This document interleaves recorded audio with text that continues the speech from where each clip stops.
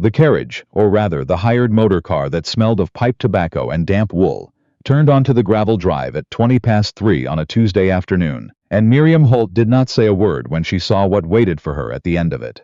She had been told it was a working estate. She had imagined something austere perhaps, something cold in the way that old New England money was always cold, precise and deliberate about its coldness. What she had not imagined was the way the gutters hung from the roof line like broken arms, or the way the ivy had not been trimmed in what looked like several seasons, and had begun consuming the shutters of the east wing entirely. The fountain in the center of the drive was dry. Dead leaves had collected at the bottom of it, pressed flat by rain, and time into something that looked almost deliberate, like a pattern someone had abandoned halfway through. The driver set her trunk on the front step without being asked to, and left without being thanked. Miriam stood alone on the drive for a moment. The November light was already thinning at the edges. A crow called once from somewhere in the oak trees along the property line, and then there was nothing. She picked up her bag and went inside. Her husband, Mr. Weston Carter, had shaken her hand at the altar, not taken her hand, shaken it, firmly, briefly, the way one shakes the hand of a business associate, whose name one has only just learned. Then he had turned and spoken quietly to his solicitor for 3 minutes while the guests stood in the pews and looked at one another. Miriam had stood beside him and looked at the arrangement of white lilies on the altar, and thought that whoever had chosen them must not have known that white lilies were for funerals. She had not said anything. There had been no one to say it to. That had been 4 days ago. Weston Carter had gone directly from the church to his office in Boston, and Miriam had come here, to Hartwell, which was what he called the estate, though no one she had asked in the nearby town of Carver seemed to know it by any name at all. Inside, she found a housekeeper named Mrs. Fogg waiting in the entry hall, with the expression of someone who has been standing in an entry hall for too long and intends to communicate this fact through posture alone. She was a compact woman of perhaps 60, with gray hair pinned so tightly to her skull that it seemed to be holding her face in place. "Mrs. Carter," she said. "Miss Holt is fine," Miriam said automatically, and then corrected herself. "Mrs. Carter, forgive me." Mrs. Fogg did not appear to either forgive or not forgive. She turned and led Miriam through the house, naming rooms as she passed them: parlor, study, drawing room, dining room. Each name delivered like a sentence handed down by a judge. The rooms themselves were large and dim and cold in the particular way that rooms get cold when no fire has been laid in them for months. The furniture was good furniture. Miriam could see that, good bones beneath the dust covers, but the dust covers had not been removed for company. She was, apparently, not company enough to warrant the removal of dust covers. "How many staff are there currently?" Miriam asked. "Myself, Samuel in the garden, and a girl who comes from town on Thursdays to help with the heavy washing. And before? How many were there before?" Mrs. Fogg paused at the foot of the staircase. "Before what, Mrs. Carter?" "Before whatever happened to reduce it to 3. A pause. "There were 14, Mrs. Fogg said finally. 6 years ago, when the first Mrs. Carter was alive." Miriam absorbed this and asked nothing further. She followed Mrs. Fogg up the stairs to the room that had been prepared for her, a room with a good view of the back garden, a fire that had been laid but not lit, and a nightstand with a Bible on it placed with such precision that it seemed like an instruction rather than a courtesy. She set her bag down. She went to the window. The garden below was not as bad as the gutters. Someone, Samuel, presumably, was maintaining its basic structure, keeping the paths clear, preventing any single plant from consuming another. But it had the look of a thing being preserved rather than tended, kept alive on minimal effort with no vision behind it. She could see where the kitchen garden had been, along the south wall. The beds were empty now, the soil unturned for at least a season. The apple trees at the far end needed pruning so badly that their branches crossed each other in a kind of argument. She lit the fire herself. That night, she sat at the small desk in her room and wrote 3 things in the notebook she had brought with her. The first was a list of every room in the house and its visible condition. The second was a list of questions. The third was a list of what she had brought with her. Her college accounting textbooks, her mother's seed catalog from 1948, $17 in her own money, and the knowledge, quiet, particular, useful, that she was very good with numbers. She was not beautiful in the way that Weston Carter's first wife had apparently been beautiful. She had heard this from the solicitor who had arranged the marriage, from the minister who had performed it, from Mrs. Fogg, in the single unguarded moment when she had looked at Miriam in the entry hall, with something close to pity. The first Mrs. Carter had been accomplished, had been known in Boston society, had died 3 years ago of a fever that came on quickly and did not leave. Miriam did not know why Weston Carter had chosen to remarry, or why he had chosen her. A 24-year-old, without money or connections, the daughter of a deceased accountant from Providence, and no one had offered to explain it to her. She decided to stop waiting for the explanation and start looking for it herself. The estate's financial records were kept in the study on the ground floor. She found them on her third morning, behind a locked cabinet, whose key she located after 40 minutes of searching, in the toe of a boot in the hall closet. She did not question why the key was there. She unlocked the cabinet and sat down on the floor. The chair at the desk was too far, and began to read. She read for 6 hours. What she found was not what she had expected, which had been simply neglect, the ordinary kind, the kind that comes from grief and distraction, and a man who is not present enough to oversee his own accounts. What she found instead was a pattern. Mead & Holloway, a property management firm out of Boston, had been collecting a management fee from the estate for 5 years. A fee that had increased by 12% annually, without any corresponding documentation of services rendered. The household staff payroll continued to show 14 employees through 1951, though Mrs. Fogg had told her there had been 6 by then, and 3 by now. The difference, which was not insignificant, appeared nowhere in the estate's accounts except as a vague line item called administrative overhead. She went back to the beginning and read everything again. By the time she emerged from the study, it was past 7 in the evening. Mrs. Fogg was in the kitchen with a look that suggested she had not expected to need to feed anyone at this hour and was adjusting to the fact without grace. "Who is the contact at Mead & Holloway?" Miriam asked. "Mr. Holloway himself. He sends a man out twice a year. When was he last out? September. And before that? March. What does the man do when he comes?" Mrs. Fogg was quiet for a moment. She ladled soup into a bowl and set it on the kitchen table and did not say anything until Miriam had sat down. "He walks through the house," she said then. "He writes things in a book. He asks if there are any issues." "And are there ever any issues?" "I told him about the gutters in March. And the furnace." "What did he say?" "He wrote it in his book." Miriam ate her soup. It was good soup, actually, potato and something with herbs, and she said so, and Mrs. Fogg looked at her with an expression that was not quite surprise and not quite gratitude but occupied the narrow space between them. "How long have you been here, Mrs. Fogg?" 22 years. "Did you know the first Mrs. Carter well?" A silence, of a different kind than before. "She was a good woman," Mrs. Fogg said. "She knew what this house was supposed to be." Miriam nodded. She finished her soup.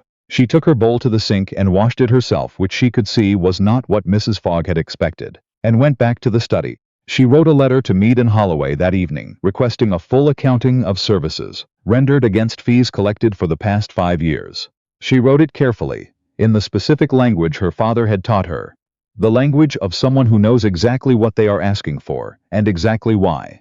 She signed it Miriam Carter, and felt only briefly strange about the name. She mailed it the next morning herself, walking the 2 miles to town, because she did not yet know if there was a car she was permitted to use, and on the way back she stopped at the kitchen garden along the south wall, and stood there for a while looking at the empty beds. The soil was good. She could see that even unturned, the color of it, the way the frost had worked through it. Someone had cared for it once, enough that the basic structure held even now. She thought about her mother's seed catalog. She thought about the apple trees that needed pruning. She went and found Samuel in the shed, at the back of the property, a large quiet man of perhaps 50, who was cleaning tools with the focused attention of someone who has run out of other things to do. "The kitchen garden," she said. "Can it be brought back?" He looked at her steadily. "The beds need turning, compost. New frames on the south side where the wood's gone soft. If I helped, could we do it before the ground freezes hard?" He considered this with the seriousness it deserved. "Maybe," he said, "if we started tomorrow." They started the next day. Miriam wore her oldest dress and the boots she had brought for mud, and worked beside Samuel for 4 hours turning the beds. Her hands blistered on the second day, and she wrapped them in clean cloth and went back out. By the end of the first week the south beds were turned and composted, and Mrs. Fogg had found seeds in the basement. Old ones, but some still viable, and there were cold hardy greens in the ground before the hard freeze came. None of this had anything to do with the letter she was waiting for. She understood that. But she had learned, from her father and from her own nature, that waiting was easier when your hands were busy and useful, and that useful hands had a way of making clear what the next useful thing was. Mead & Holloway's response arrived on a Wednesday, 3 weeks after she had sent her letter. It was written by a junior associate and said, in language that managed to be both apologetic and dismissive, that the firm's records were proprietary and that inquiries from the household should be directed to the estate's primary account holder. She read it twice. Then she wrote to Weston Carter in Boston. She had not written to him before this. She had not known what to say to a man who had shaken her hand at their wedding and left before the reception. She had not known if he expected to hear from her or preferred not to. She had spent 3 weeks deciding, and what decided her was not the letter from Mead and Holloway precisely, but the line in it. Inquiries from the household should be directed to the primary account holder, which made her, apparently, not the primary account holder in her own home. This clarified things. She wrote, "Dear Mr. Carter, I have been reviewing the estate accounts and have found discrepancies in the management fees collected by Mead and Holloway that I believe warrant your attention. I have requested their records and been refused on the grounds that such inquiry should come from you. I am forwarding my analysis and would ask that you either authorize me to continue the inquiry independently or review the attached figures yourself. They are not, I think, what you would expect to find. Respectfully, Miriam." She attached 12 pages of notes. He did not respond for 9 days. When he did, it was not a letter but a telegram which said only, "Authorized. Continue." She continued. It took her 6 more weeks, working evenings at the study desk with the ledgers and the correspondence files and the carbon copies of contracts that she found. Eventually, in a second cabinet behind the first one, tucked under a box of old Christmas cards. What she found in those 6 weeks was not complicated. It was, in fact, almost insultingly simple once she knew where to look. Mead and Holloway had been billing the estate for a staff of 14 since 1950. They had been pocketing the difference between that billing and the actual cost of the 3-person household. They had been doing it since 8 months after the first Mrs. Carter died, which suggested they had known, or correctly guessed, that Weston Carter was not going to look at his own accounts. The total, across 5 years, was $4,218. She wrote it all down in a single document. Clean columns, clear language, no editorializing. Facts were sufficient. Facts were, in her experience, more persuasive than anything you could say about them. She sent it to Weston Carter and copies to 2 other places, the Better Business Bureau office in Boston and the Estates Bank. Then she went out to the garden and pruned the apple trees with Samuel. Weston Carter arrived at Hartwell on a Friday in February, unannounced, at 11:30 in the morning, in a car that he drove himself. Miriam was in the kitchen helping Mrs. Fogg make bread. Not because she needed to help, but because Mrs. Fogg had been teaching her, in the gradual and wordless way that Mrs. Fogg did most things, and Miriam had found that she liked the physical certainty of bread making, the way it responded honestly to what you did to it. She heard the car on the gravel and looked out the window and recognized it from the one time she had ridden in it, on the way to the church. She washed her hands. She did not go to the door. He found her in the kitchen. He stood in the doorway for a moment looking at her. Flour on her hands still, her hair not pinned correctly, the kitchen warm in a way the rest of the house rarely was, with an expression she did not immediately recognize, because she had only seen him 3 or 4 times in total, and most of those times he had been wearing the expression men wear when they are moving efficiently from one obligation to the next. This expression was different. She could not name it precisely. She noted it and did not react to it and offered him coffee. "You sent a copy to the bank," he said. "I did. Without consulting me, you authorized me to continue the inquiry independently. I interpreted that as authorization for what the inquiry required." She poured coffee and set it in front of him and sat down across the table. The bank needed to see it because they were extending credit lines against assets that were being systematically reduced. That affected their position, not only yours. He looked at his coffee for a moment. "Holloway is claiming it was a bookkeeping error. It wasn't. I know it wasn't." He said this quietly, with a flatness that was not anger exactly but was adjacent to it. "I should have caught it." "You were grieving," Miriam said. She had not planned to say this, and she said it without inflection. As a fact, because it was a fact.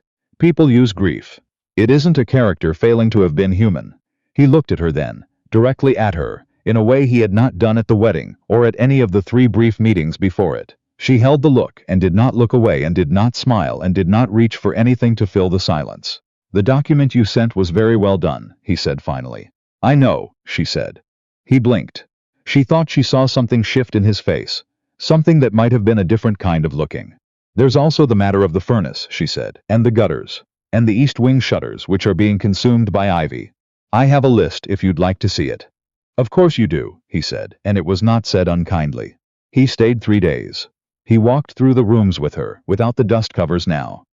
She had taken them off herself, one Sunday in December, because it had seemed to her that covered furniture in a house where people lived was a form of defeat, and she showed him what had been done and what remained. She showed him the kitchen garden through the window, the green things coming up against the cold, and the pruned apple trees that looked like themselves again, rather than like an argument.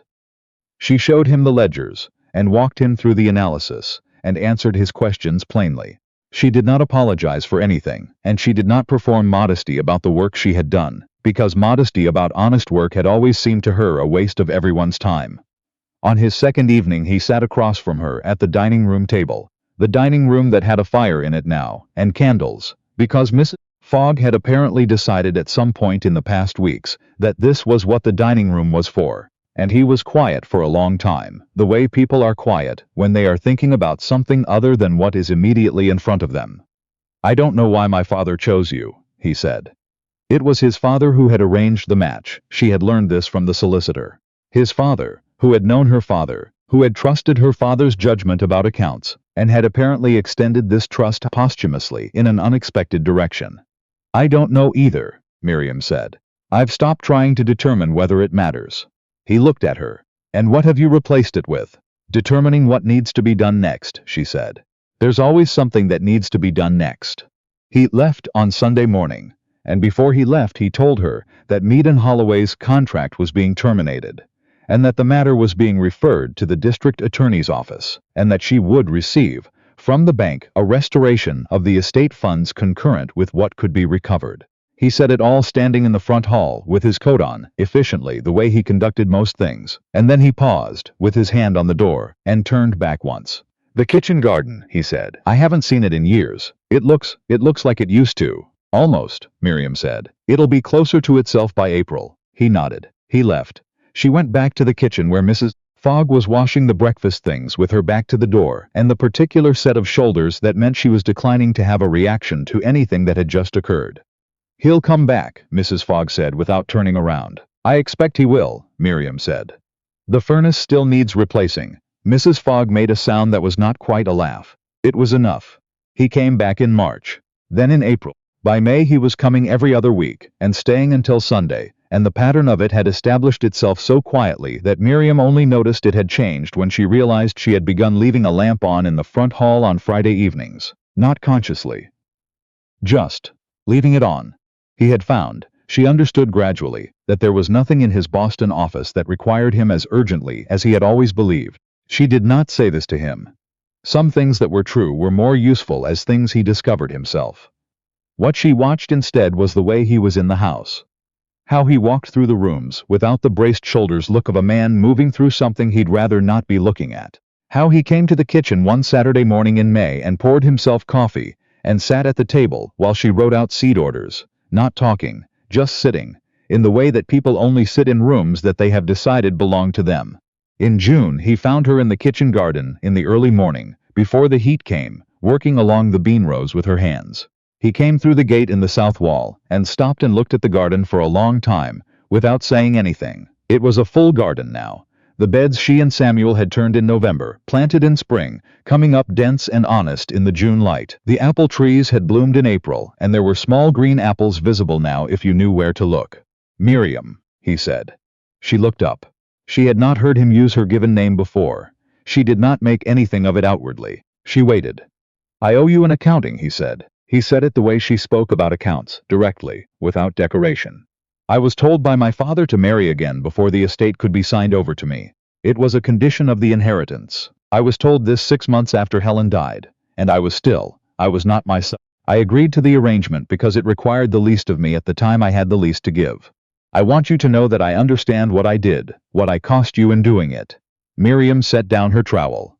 She looked at him across the garden rows. You didn't cost me anything, she said. I was given a house. I made it into a home. That was my work to do, and I did it, and I don't regard it as a debt you owe me, nevertheless.